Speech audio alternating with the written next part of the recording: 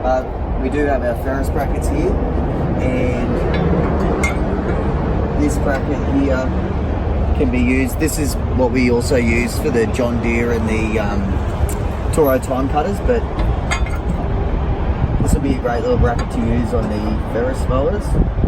So it just fits on perfectly like this, and there, that creates your opening. Now, what we've got these big Ferris machines over here. Humongous opening on these, and we have, this is our skag bracket, but as you can see, this lines up perfect. And what you want to do is not have it set too far back, so you don't want to have this bit showing because it'll touch on the catcher. So when you mount it, you'll want to get it just there, and then clamp that down and bolt that on. So that'll be perfect. What we're going to do is we're just going to check this one out now. Ferris changed their decks so much. It does.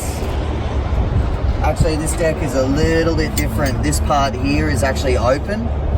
So the same bracket should work out good. Slide it back a little bit to about this point. I've been wobbling it a lot.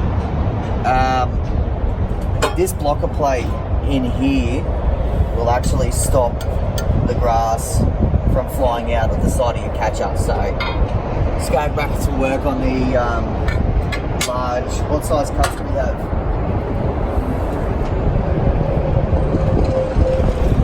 ICD decks, I think they're probably like a 61, 72 inch cut.